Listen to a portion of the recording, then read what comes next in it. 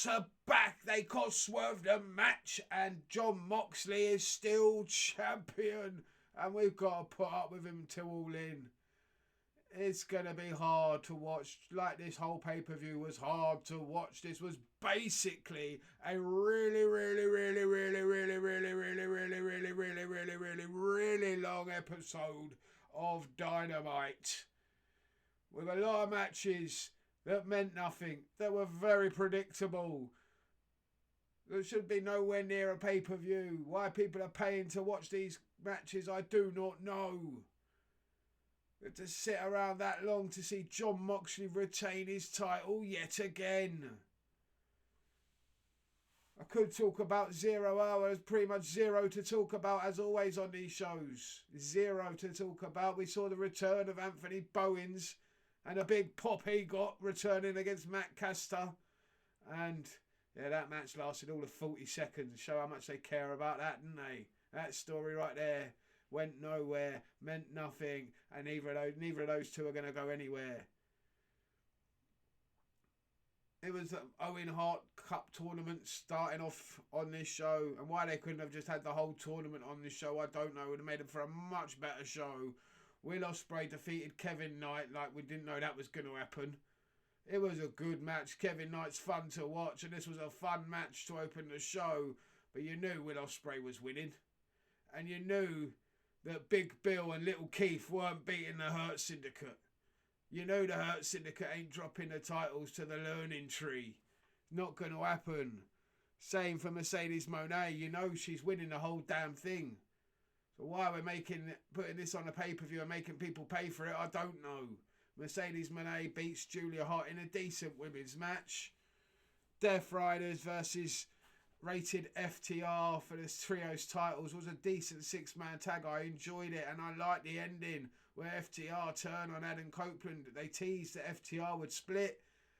Didn't happen. We saw a heel turn for FTR. Thank goodness for that. They're back where they belong as heels, tag teaming together. I love it, and we know where this is heading, don't we? We know Christian's coming back, and we're getting Edge and Christian versus FTR All In, aren't we? Timeless Tony Storm versus Megan Bayne was a great match. Really good. The women's matches on this show were probably better than the men's. This was really good. Timeless Tony Storm versus Megan Bayne. I loved it. I thought Megan Bayne was brilliant.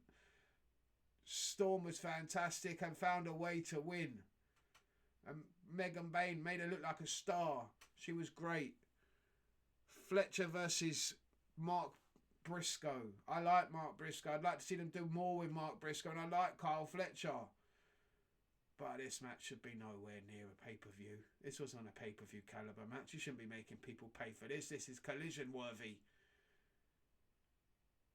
Owen Hart tournament match as well. It doesn't matter. Then the most laughable match of the whole damn show for the Ring of Honor World Championship. It's laughable what they've done to this company. It's worse than what WWE did to ECW. When you got Chris Jericho as the champion, going up against Bandito. Chris Jericho sneaks a victory, he cheats to win. We thought Bandito was getting his mask ripped off, but nah, his mum saves the day. His mum and his sister. I didn't know that you could do that. I didn't know fans could talk to a ref and say, oh, by the way, he snuck the baseball bat in the stairs. I'll go and show you. And they go into ringside, they pull the baseball bat out. The ref's like, oh, he must have used it. I didn't see him use it, but he must have used it. Restart the match. That made sense. And then Bandito wins. Pathetic. Pathetic what they have done with Ring of Honor. This is Ring of Honor. Oh, you're doing stupid WWE crappy wrestling with Ring of Honor. Disgusting. It's disgusting. That's why I don't watch Ring of Honor anymore, because it's a joke what they've done to that company. I loved that company once. And look what you've done to it. Absolutely despicable. That was the match for the Ring of Honor Championship. Laughable.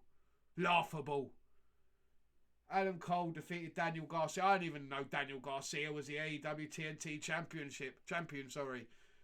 Shows how much they push him. You don't see him on the main show anymore, do you? I know. Now Adam Cole's the champion. Whoop-de-doo. What are they going to do? The three-way match with Kenny Omega, Ricochet and Bayley was really, really good. I did enjoy that. Way better than any build-up that they had for it. The promos they had for it. Just let these guys get in the ring and go. They can't talk on the mic. Each one of them just as bad as each other. But in the ring, fantastic. This was really, really good. And then we had to sit through the painful Moxley versus Strickland match for a half hour. I mean, the triple threat lasted a half hour. And this one lasted half hour. And an hour for two matches that went far too long, both of them. Didn't need to go that long. It was painful. Painful. Watching Jon Moxley for a half an hour straight. And then the lights go out. You think Swerve's winning the title. And no, they screw us again. We think we're getting Swerve and Hangman. Hangman comes down. He gets taken out by the Death Riders. But before that, you think he's going to take out Swerve. He doesn't. So you think maybe we'll get Swerve versus Hangman at All In. Oh no, the lights go out, they come back on, and it's the fucking Young Bucks. Oh, Jesus Christ, they're back to help save the ratings, aren't they? The EVPs are back, and they take out Swerve Strickland. It doesn't make any fucking sense. How are they going to make this make sense? They're not. They're not. Why they're back, who knows? Who cares? We didn't even miss them when they were gone, to be honest with you. This company was better off without them. It's just that Jon Moxley's been the champion. That's been the problem.